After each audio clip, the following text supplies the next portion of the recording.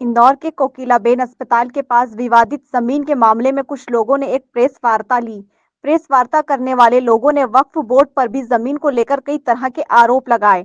उनका कहना था कि ये बेस्ट कीमत जमीन मुगल शासक के समय से उन्हें दान में मिली है, जिस पर अवैध रूप से कुछ लोगों द्वारा अतिक्रमण करने की कोशिश की जा रही है। असल में ये ज़मीन हमारे 253 साल से मुग़ल बादशाह ने हमको इनाम में दी थी, जिसका तामपत्र हमारे पास मौजूद है और 250 साल से ज़मीन हमारे पास ही है। हम कोई कब्ज़ा करने नहीं गए थे। वहाँ पे सिर्फ हम वहाँ पे मौखिक हमारी सपोर्ट मतलब उसका बचाव करने गए थे। हुआ क्या था, हमें कुछ 2 महीने पहले मालूम पड़ा है कि वक्फ बोर्ड के अध्यक्ष सनोवर पटेल ने ये ज़मीन नीलाम कर दी है। तो जब हमारे को समाचार पत्रों से मालूम पड़ा, तो हमने जब देखा और भी जगहों से खबर आई कि आपकी ज़मीन भी नीलाम हो गई है, तो हमने कलेक्टर साहब को भी इसका आवेदन दिया कि साहब ये हमारी ज़मीन नीलाम कर रहे हैं, इस तरीके का। फिर कुछ दिनों बाद हमको मालूम पड़ा कि इसका पैसा भी ले लिया गया है, इसकी रसीद काट दी गई है कोई सोहेल नामक व्यक्ति को। सोहेल नामक व्यक्ति ने अलग अलग लोगों को हमारे पास भेजा सेटलमेंट करने के लिए कि भैया ज़मीन की हमने रसीद कटवा ली है, आप इसको कुछ पैसे लेके हट जाओ। एक दिन मेरे को रेहान शेख और साजिद रायल, वकील पठान, ये 3-4 लोग रास्ते में मिले और इन्होंने मेरे को बोला कि आप एक काम करो शाहिद भाई, बोले आप 50-60 साल से केस लड़ रहे हो, तो ये ज़मीन हमने नीलाम कर दी है वक्फ बोर्ड के ज़रिए, तो आप इसको 25 लाख रुपए लेके छोड़ दो। तो मैंने कहा ये इसका केस कोर्ट में चल रहा है, ऐसे कैसे छोड़ देंगे? तो वो भाव-ताव करने लगे, बोले एक काम करो 35 ले लो, 40 ले लो। तो मैंने साफ मना कर दिया। फिर जाते-जाते बोले कि अगर आपका मन हो तो 1 सीआर तक आपको 1 करोड़ रुपए तक दिला देंगे।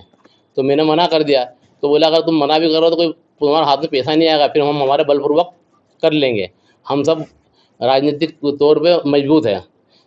ऊपर से हम फ़ोन लगवा के तुम्हारे सब कब्ज़ा कर लेंगे, तुम क्या करोगे? फिर कुछ भी नहीं मिलेगा। जी, अभी कुछ दिन पहले आप लोग अवैध अतिक्रमण कर रहे थे कोई सी जमीन पे, जिसके अंदर जो वक्फ बोर्ड के लोग हैं उन्होंने आपको कलेक्टर के द्वारा वहां से भगवा दिया। ये क्या था? इस चीज़ का 2 महीने पहले मैंने कलेक्टर ऑफिस को, जोनल अधिकारी को, सभी विभाग जो है सबको मैंने आवेदन दे चुका हूँ, जिसकी रिसीप्ट मेरे पास में है। उसके बाद भी जब वहाँ से कोई हरकत नहीं हुई, तो मैं तो मेरी ज़मीन बचाने जाऊँगा ना। मालूम पड़ गई ये बाबा अलग-अलग लोग आ रहे हैं, कब्ज़ा करने की धमकी दे रहे हैं, तो मैं तो मेरी ज़मीन का बचाव करूँगा ना। वक्फ बोर्ड की ओर से आपके खिलाफ शिकायत भी तो आप भी कर लो फिर। नहीं आप बोल रहे हो, किसी को भी सबको सवाल करने दो ना। मैं आपसे बोलो, मैं खिलाफ शिकायत की नसरुल थाने पे, ठीक है ना? आप लोगों से शिकायत की उनके खिलाफ कोई कब्जा आपके साथ आरोप है कि वो कब्जा कर? एक बार क्या हुआ था कि हमको खबर लगी कि वहाँ पे ये लोग कब्जा करने आ गए, तो मैं मेरे भाई को फ़ोन लगाया, फटाफट मैं ज़मीन पे गया और साथ में मैं एडवांस इक्विटी वाले के पास में गया, राय साहब के पास में गया कि देखो आपने भी ज़मीन का इसमें है लेन देन और आपका भी इस पर विवाद चल रहा है, तो अपन दोनों मिलकर कोर्ट को यथास्थिति बनाने का अपन को करना पड़ेगा।